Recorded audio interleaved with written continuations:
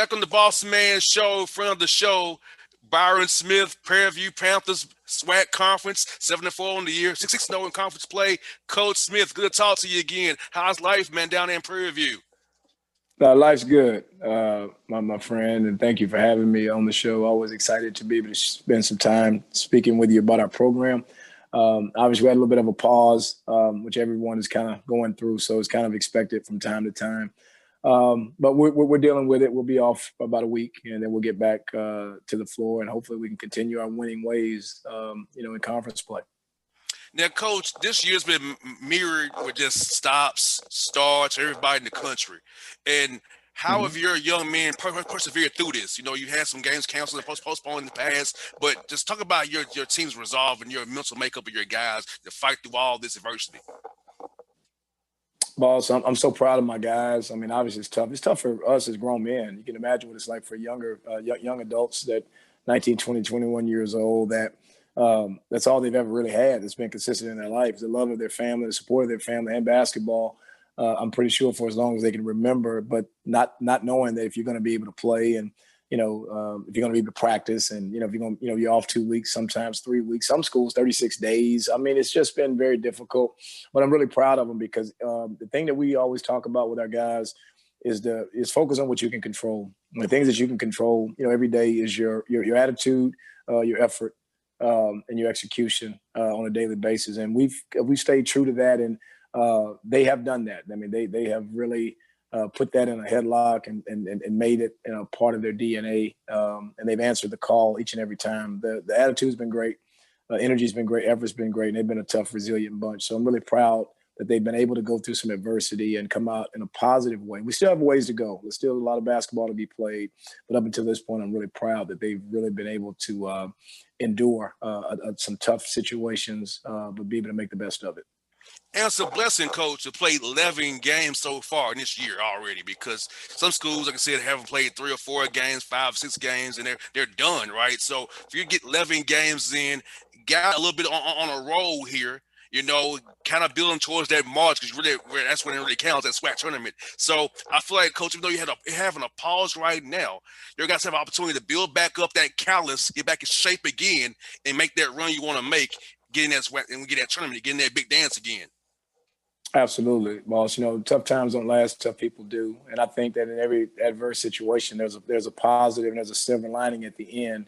So, what we're going to make the best of it, of a tough situation. The ones that can make the adjustments in life are the ones that are going to be the most successful, not only in basketball, but just in everyday life. So I feel like up until this point, we've made the adjustments that we've needed to. And I don't see it being any different now with this pause that we're dealing with. And obviously to march down the track and get ready for the second half of the SWAC season, and obviously get ready for hopefully postseason play. Because I think we've got a really strong team and got a chance to have a really, really solid season. So we're looking forward to it. We're just a little disappointed now, but we do feel like it's going to be some positive that come out of this situation. And Coach, playing as you play 7 guys, a lot of minutes there, so it could actually help their legs. Be fresher down the road, because you kind of run those guys a lot out there. So those 7 top guys you have, I mean, I know it sucks right now, but hey, you get down to it, you might have a little bit more left than you usually would. Is that come March there? Yeah, I've known to be a bit of a taskmaster. I probably would have been that Lou Gossett on Officer and a Gentleman, that tough drill sergeant that pushes everybody, pushes buttons, but really try to get the most of them. So you're right.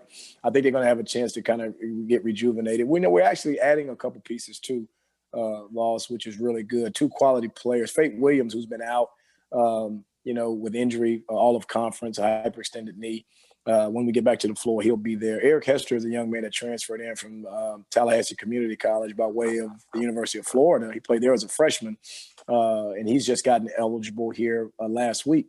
So those are 2 quality players that we're going to add. So I think that'll help them kind of get a little bit more acclimated, get a little bit more practice time before we get back to the floor. But as you mentioned, we do have a short rotation. We do play 7 or 8 guys quite a bit of minutes. So it's going to give them an opportunity to kind of catch their breath.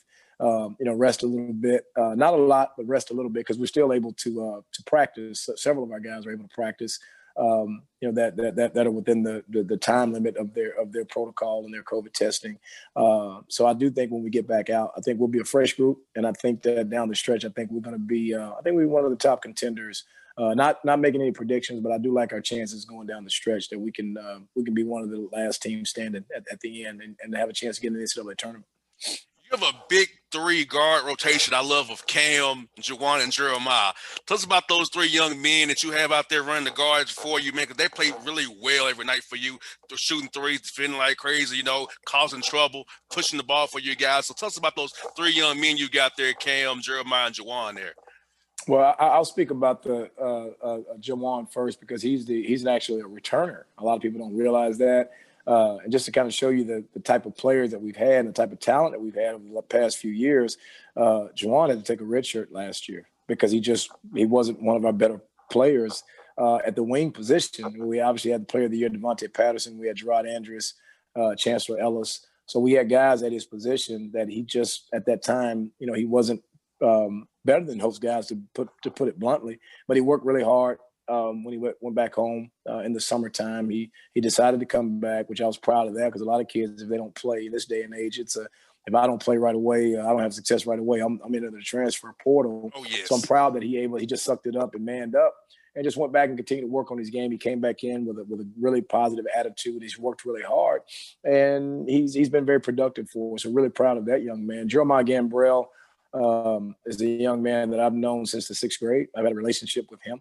I've actually worked with him when he was back in middle school, just kind of, in Houston. His dad and I work out at the same gym, so I've known him for a long time. Great family, unbelievable young man. Went to Western Kentucky, had some injuries, and didn't really get a chance to play as much as he wanted. Felt that coming back closer to home would be beneficial because he's extremely close with his family. Just a dynamite player. Jeremiah's got 3 years to play for us.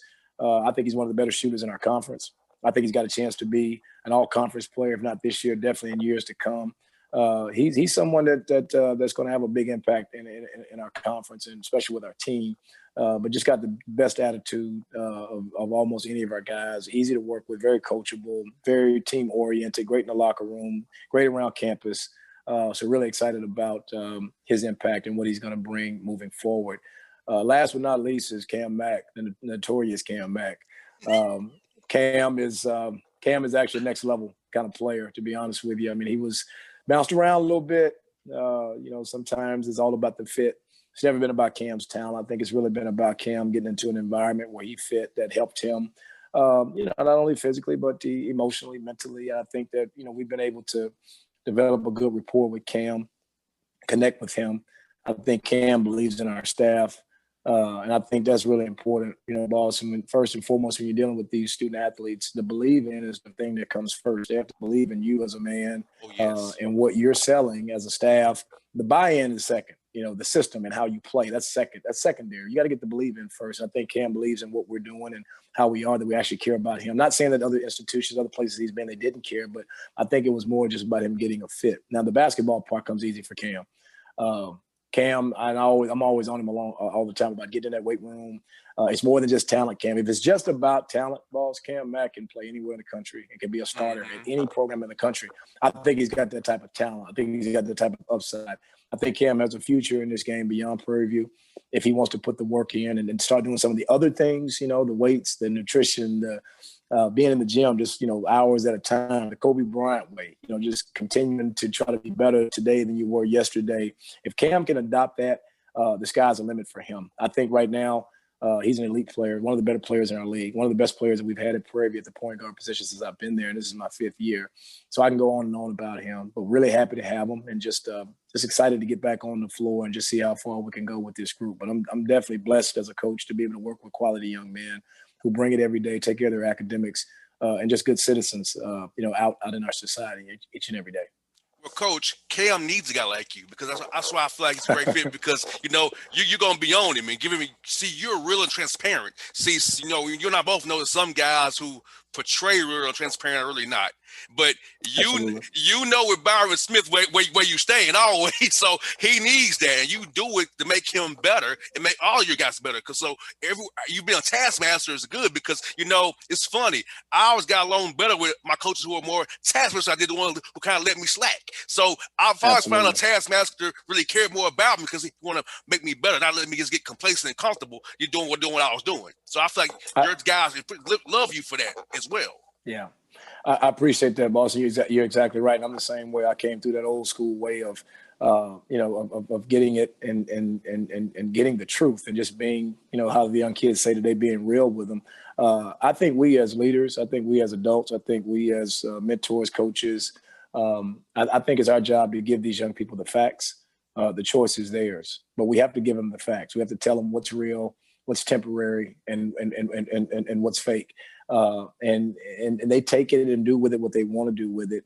Because my thing is, I always say, I never want a kid to leave my program, and because this is the last stop before he goes out into manhood. Even if this is a professional athlete or just going out to get a job at Walmart or Amazon or wherever, you always want to let them know that, hey, life is not easy. You're not gonna have heaven on earth. You know what I mean? And you're in a blessed position to be where you are. Take it and make the most of it. But I never want a kid to come back and say, Coach, man, yeah, you didn't tell me it was going to be like this. Yes, we did. We did tell you. So you have a head start. You have a survival kit when you leave our program. I feel we're an extension of your family and your parents and telling you and reiterating, reinforcing the same things that they should have told you.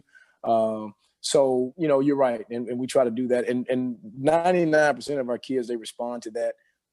They still come back, balls to our program. They still come back for homecoming. They come back in games, especially if they're close enough. And that makes me feel really good because it makes me feel that, what we sold and what we told them was something that was true and that they're experiencing it in their everyday life, obviously in the workforce, becoming a husband, becoming a father. It's just so much that they're getting ready to take on. And we just want to make sure that they're prepared. And I feel really good about myself and our staff in our institution and our department that we do a pretty good job of helping these young men transition from boys to men. And Coach, it's so funny for me. Coaches are the one who molded me, Coach. For me, it was Mm-hmm. Frankie Allen, Cy Alexander, who Mm-hmm. helped me in my life, Mm-hmm. talking to me off the record. Even Will Jones, we're close in age, but he helped me as well, right? So Right. all these different guys through sports. From Mm-hmm. 5 years old, Frankie Allen's basketball camp, 5 years old, his basketball camps, Tennessee State, to now.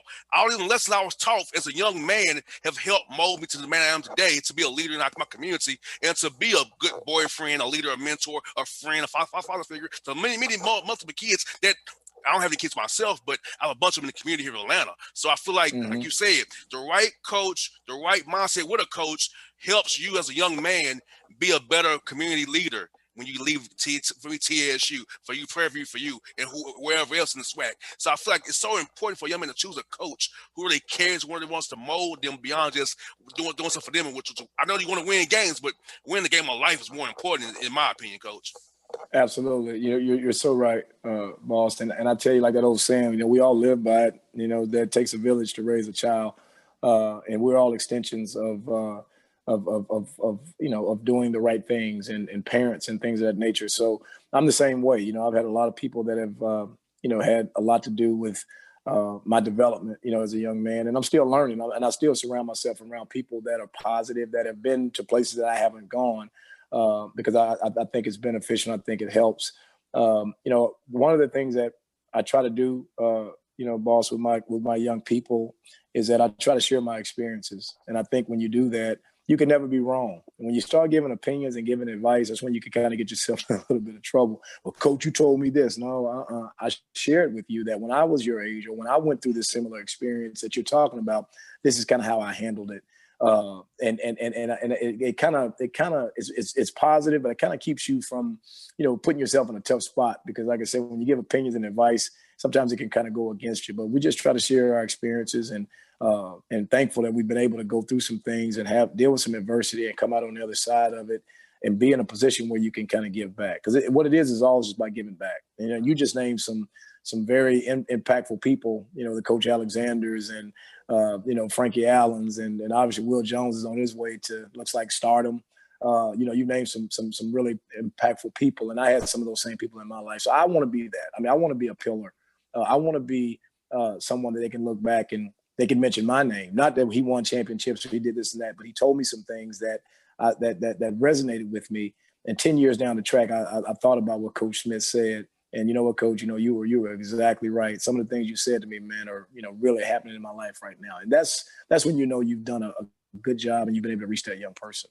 And Coach, for me, going to Nashville and several times since to see my mother, getting to meet Carlos Rogers, Anthony Mason, Monty Wilson, and have these guys still be in my life years later because of going to see my mother several times in Nashville for basketball camp, Frankie Allen's camp. I met all his players. Right.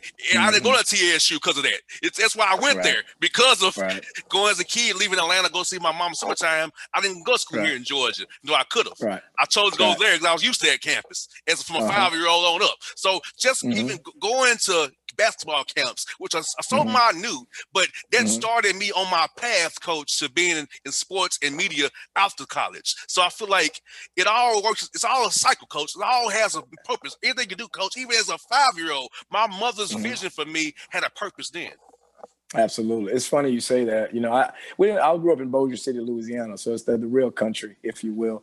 But I went to the University of Houston. But when I was in the 8th grade, I think 8th or 9th grade, I was watching, a team that was pretty dynamic that, everybody was ranting and raving about. It was Phi Slamma Jamma at the University of Houston. And they had Clyde Drexler and, Michael Young, the great Akeem Olajuwon, and Alvin Franklin, all those guys. But it was so funny that when I came to the University of Houston, I looked up to those guys so much as an 8th, 9th grader, 10th grader, wanted to be what they were. And then I ended up being surrounded by these guys. Ended up coaching. My first Division I coaching job was on Clyde Drexler's staff at the University of Houston. Michael Young is still like a big brother to me right now, was in my wedding.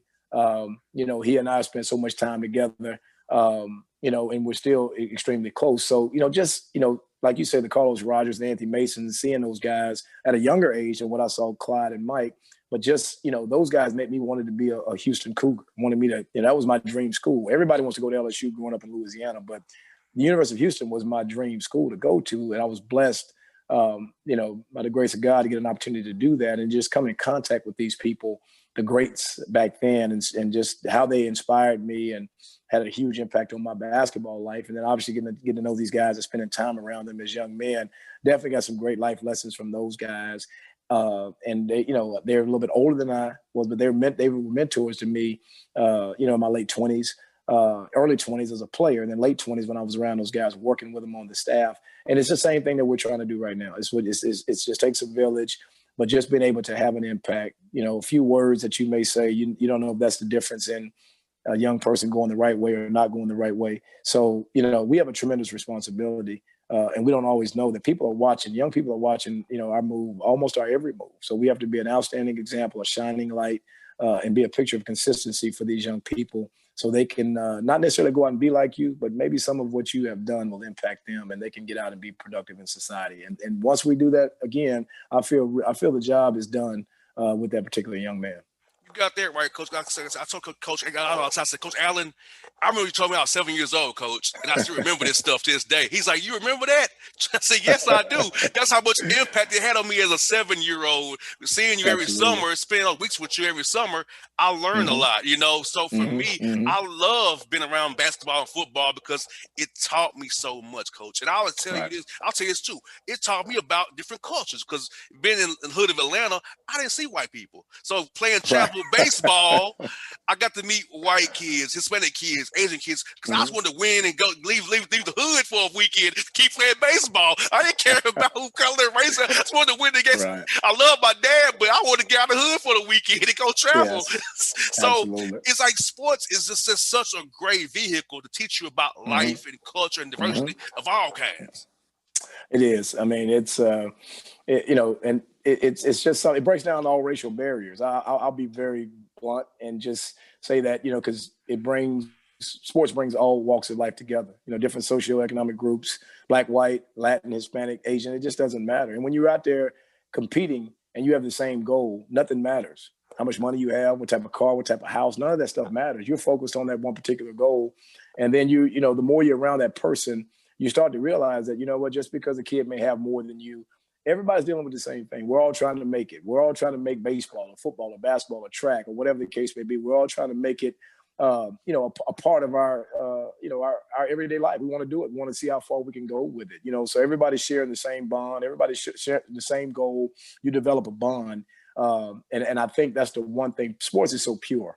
I mean, there's politics in it and things like that when it comes to the hiring phases and things like that and trying to make it to the NBA. There's things that come into it. But when you're young and you're being molded, again, it breaks down all racial barriers. A great point you make. And it did that for me, too. It's taken me all over the world as a former professional player and, Australia and Greece and Turkey, so many different places. And, it just makes it so easy to be able to get to know someone, to be able to acclimate.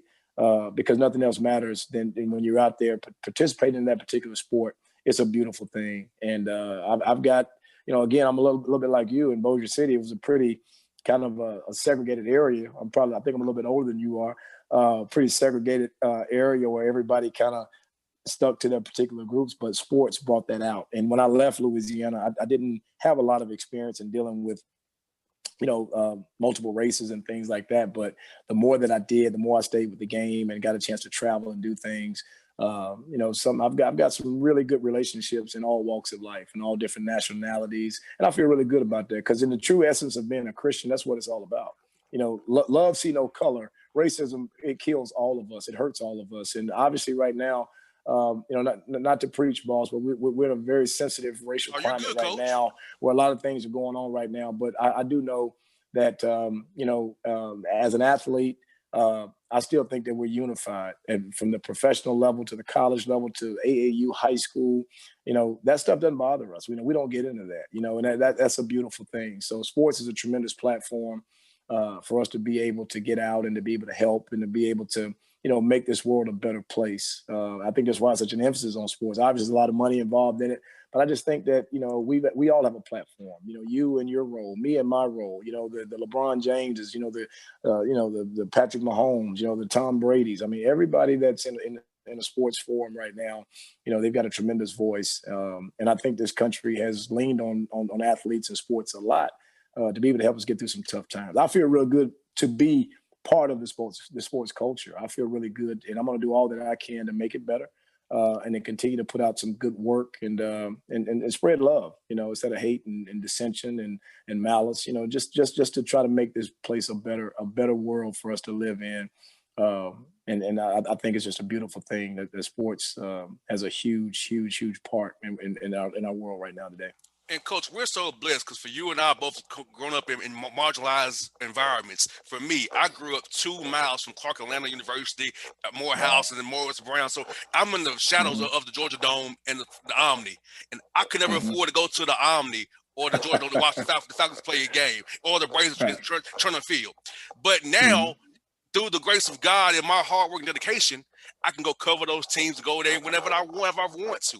But when I was a child, my dad couldn't afford to take me. And I'm right here. I can throw a rock at it, So just the blessing of God, how the essence of this hard work and dedication and just really having that want to. And want to succeed no matter what is thrown at you for you and myself is ever for a lot of listeners and your players and my people around my little mentees I have here in Atlanta that we can, even though we grew up in quote unquote not so great environments, we still overcame and were successful in our craft and in what we wanted to do with our lives, and which is make a difference and be servants to people.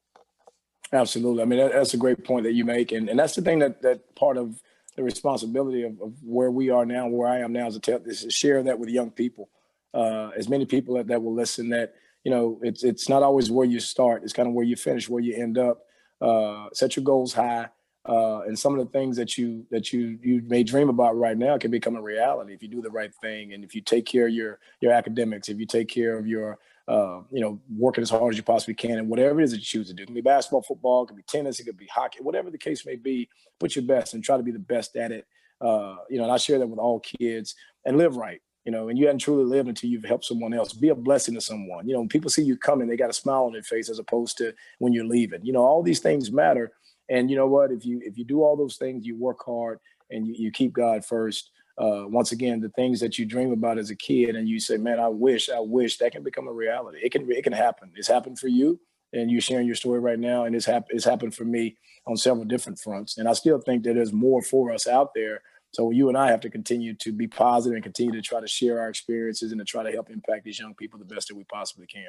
And coach, people ask me all the time, coach, why would you interview a SWAT coach or a MEAC coach or whatever? I said, because I'm a black man in America. They need a platform. Because if Absolutely. I don't cover you all, who else gonna do it?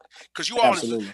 who here what we was talking about today, sharing our stories about our backgrounds, who would ever cover you like we're doing today with no commercials, no hard outs, to talk about it freely.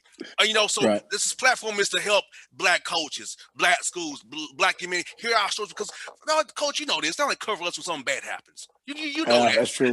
Right. That's true. If it's a scandal or something bad, there'll be a Yeah. Prairie View, Tennessee State, Texas Yeah. Southern, Mississippi Valley State, whatever. As long as if Mm-hmm. something's good happening, we don't care. So I want to be Absolutely. the platform that even a random February day, Black History Month, still talk to Coach Smith because I want to hear about Prairie View and talk about life with him. Because that's why I do it, Coach. People ask me all the time, Yeah. why? You just cover the Hogs, the Braves, but I have a bigger calling. So Right. I'm an HBCU graduate. I want to Yeah. give you all a platform where it's safe and secure. You can talk freely about your program and share your stories without bias and without narrative. You know what I'm saying? It's a beautiful thing, and I appreciate you. I always appreciate you for having me, and it does give me a platform. It's helping me grow in this business as well. I mean, I've got a lot to learn. I think we've accomplished quite a bit at Prairie, but we have a ways to go, and I think I've still got a lot to learn. It's kind of that mentality, and I don't look at it in a negative way, but I always tell people that no matter where you go, how high you go, always send the elevator back down for someone else, and that's kind of what you're doing now, at the platform that you have. Not saying that we're on the bottom. It could be you could be on the 12th floor and I'm on the 11th floor, but send the elevator back down to the 11th floor, to help somebody. So, if we all stick to that, and if we all, if that becomes, who we are, and that becomes not just our words, but becomes our mindset, I think we're going to continue to thrive. And I think things are going to get better for us as a people. And not just color. It's not always about color. It's you got some Hispanic people out there that are trying to make have an opportunity to move, to be a minority coach, in the NFL, the NBA. You've got people from Europe. It's more than just us as Black people. It's just the next person. It's the next man up. Each one teach one.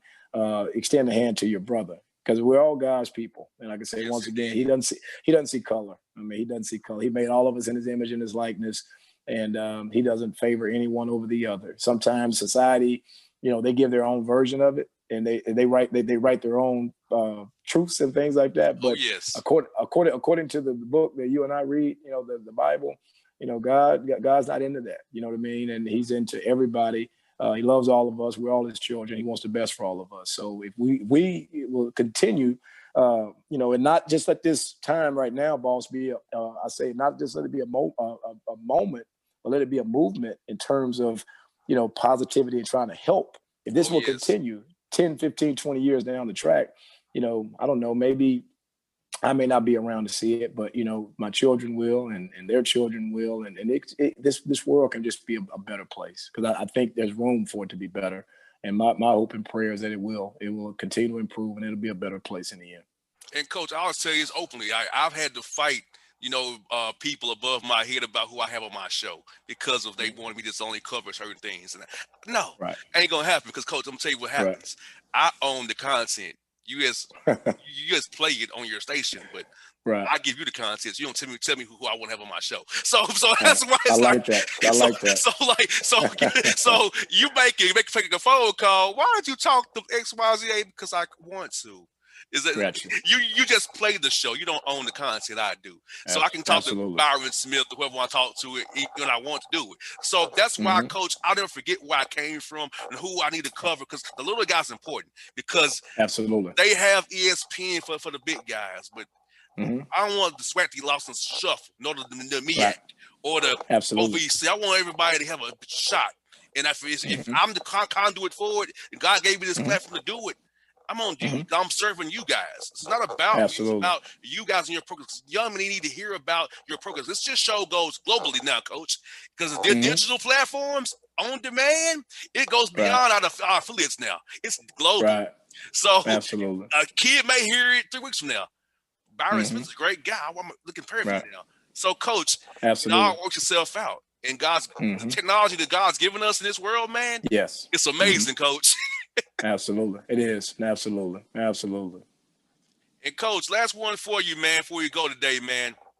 Mm-hmm. As you are for Black History Month, what's been your message to your players about Black History Month, and they're really teaching them about different figures and little known facts here? How's that been for you guys so far? Is it something you're gonna keep on doing as the month progresses, teaching your guys about the history of their history being in Prairie View down there in Well, Waller County? yeah, I know, right? Yeah, boss, I appreciate it. Yeah, I'm a Black historian, and Black History Month is every month for Byron Smith, and I'm always talking about the pioneers and the pillars, of life, not just in sport, but I'm always talking to them about, some of my heroes, Muhammad Ali, Julius Irving, those are excuse me, people that impacted me at a very young age and helped to shape and mold me into the person, you know, that I am today. And just from a confidence standpoint and believing in myself and things of that nature, that's what I got from those guys. How to carry yourself with Dr. J and be able to articulate, and be able to, be a person that people wanted to hear from and things like that because he had a positive message and things like that. So, for me, every month is Black History Month, and I'm always sharing with these guys and just trying to educate them and get them to turn their computers on. And I always usually give them someone to look up. You know what I mean? And it's not a modern day guy. It's usually someone probably at or before they were born, just to try to give them a broader perspective as to what this deal is all about, and some of the people that have kind of laid the foundation, not only your coach, but laid the foundation for you, your parents, things of that nature. So I think that's important. So we continue to talk, we continue to try to educate, we continue to try to teach. The game of basketball that's what we're there to do. But more importantly, the game of life, and just give them some nuggets that they'll be able to take out into the real world when this ball stops bouncing, because it's going to stop bouncing probably a lot sooner than what they realize. They all think they're going to the NBA. I hope that they do, but they all think they're going to the NBA and tell me it's only 420 jobs, and you got millions and millions from everywhere that are trying to compete for it. Oh, But the yes. ball is going to stop bouncing. But when it does stop bouncing, life doesn't stop bouncing. You don't stop bouncing. You're able to bounce into something else and transition into life. So I think where you came from is a big part of where you're going, and knowing who you are, knowing who you are and whose you are so important. So yeah, we continue to teach and share, inspire, and make these people aware of things that I think are important to where they are today and where they're going. Because we can't always count that they're going to pick up, certain books and read things like that, or do research. But we're always trying to do that for them. So yeah, to answer your question, we'll continue to try to share as much as we possibly can about some of our leaders, some of the greatest people in the world are the African American people. So we want them to know about that, and all of them that didn't dribble a basketball either, which is really important. Oh, yes. Coach, share with your players about Robert Church, the man who saved Memphis. Tell them about Robert Church. They'll love that story of Robert Church. I got you. Okay. Yeah, Robert Church. I'll make note of that. I'm sharing that with my interns right now, next week, about Robert Church. Okay. So they can maybe hear, that's your project interns, Robert Church this week. It's your project. We used to show your project, Robert Church. So, Coach, thank you for your. Do that. Yes, Coach. Hey, Coach, thank you for your time as always. I was going to catch up with you, Coach. I wish your players the best of luck, and you all getting healthy real soon, man. I'll be cheering for you as always, man. Boss, always a pleasure, man. You're a quality guy, and anytime you need me, just give me a holler. I really enjoy spending time on your show. Okay. Sure will, Coach. Thank you so much, buddy. Be safe now. Take care. You too. All right.